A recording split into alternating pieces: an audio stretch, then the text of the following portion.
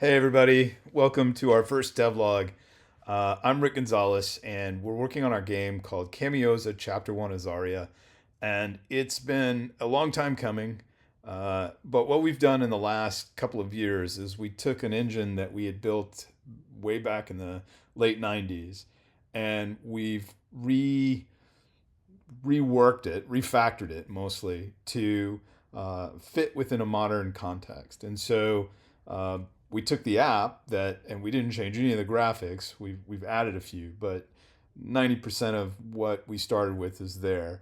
And so what we're doing is we're using that engine that we've refactored to complete the game almost 30 years later. So lots of things had to be done, and VS Code was something new that we wanted to work with. Graphics changed quite a bit. We are confined within a resolution now because of the original graphics and not wanting to rebuild everything. So, but it also gives us an edge when we started working or thinking about mobile play, right? So just what we've come up with is a really cool sort of platform that I'd like to show you. And I think the most interesting thing about our engine is that it uses a peer-to-peer um, metaphor. In other words, everything in our game is a machine that gets shared out amongst the players in the game. And so there are some local machines that we're going to talk about, and we're actually going to be building a local machine.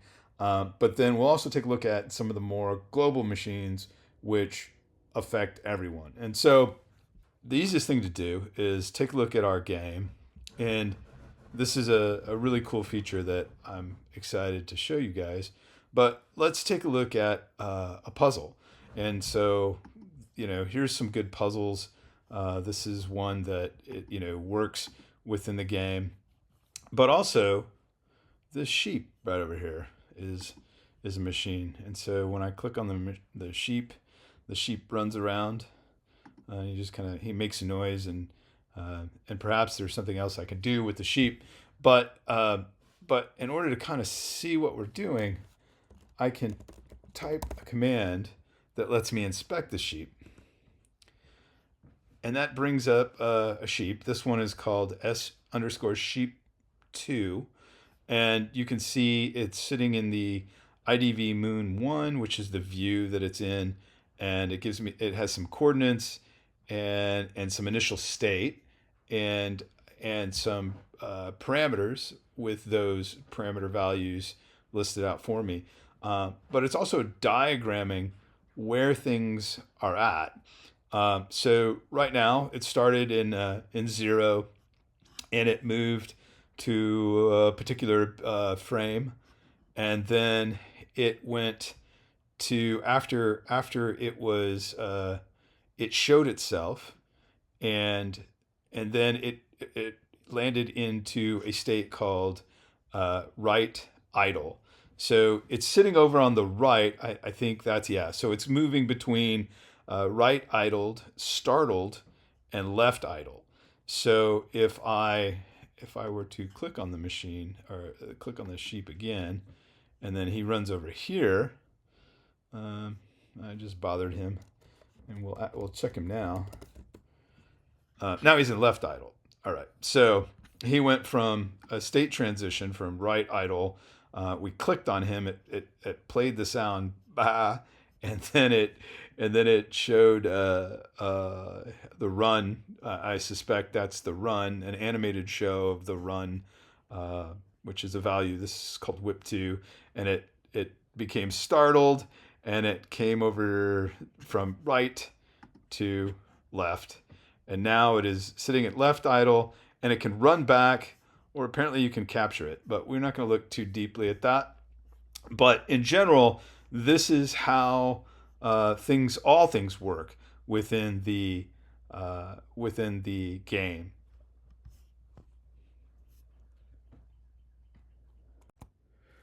Okay, so before we jump into coding, let's just kind of take a look at how we organize what we're calling the innate platform. So we have assets that you can look at in Visual Studio and different folders um, that sort of break down into these categories. We have views, which indicates like what you're looking at. So the player has different views. There's a view for the little characters up in the corners. There's views for the teletype.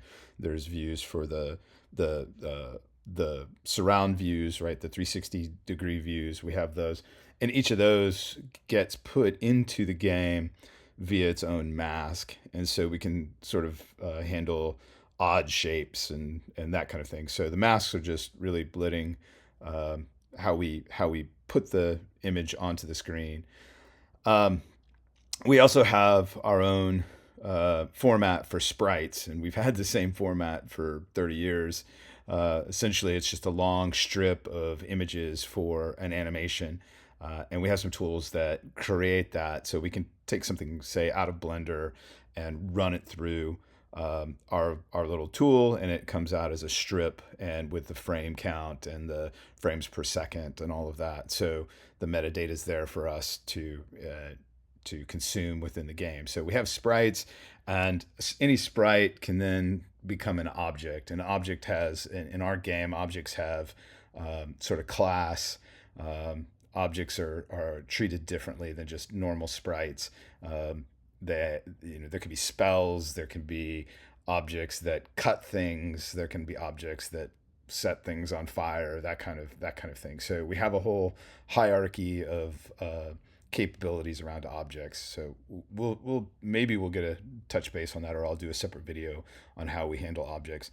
And then the really cool thing about our engine, which I think is the part that if we were to let other people use our engine, this is the part that they would be most interested in doing, which is the machines and the transitions, because that's really what makes our engine multiplayer, and that's really what's really different about what we've done. So the machines and transitions we'll talk about, and I'll go over those in just a sec, and then we have our own language that handles data management, networking, machine processing, and a lot more. And we do think we'll probably open source that language for use in games and other things as well. So we may not open source it, but we'll be doing something in the future with that language. Um, a machine definition. So this is if you're into basic computer science, you've heard of state machines. State machines are really how our entire game is built, and so we have two things to be concerned about when it comes to machines. It's really the machine definition, which we record into a database, and it tells where the machine lives and sets some parameters that personalize the machine. So we can have machines that get reused. So we have a definition of a machine, and it might be one in particular is a plant, right? So when you go and you pick a plant, that's a machine that we use many times in the game, and we can personalize that through the definition, because the machine transitions are already recorded, right? And I think that one, we call it a plant bin, and there's one definition or one set of transitions for that machine, and then we can personalize that machine with the sprite of the flower and how long it takes to regenerate and some of the other parameters with that machine. So the machine transitions, which is really the interesting part, they set up the state machine transitions and record code into a table of transactions, or transitions. So those transitions we talked about a little bit in an earlier video when we were doing our origin story. The state machine goes from state 0 to some state, and on a transition, like a click, we call those opcodes. So there's click, drag, drop. There's those kinds of things. In a 3D world, they might be pull. Whatever those operations that enable the transition from one state to another, and then from that state, that within that transition, we also have the ability to run code in our innate language. And so a state can transition from 0 to 1, and during that transition, it will run a certain set of code. And so that's how. And then just so we understand how it propagates, those transitions propagate, not the entire state machine. Those transitions propagate throughout the known universe of the game, and so the game state is always in sync, no matter how many different nodes we add to the game. If that makes sense. So we'll take a look at building a machine next.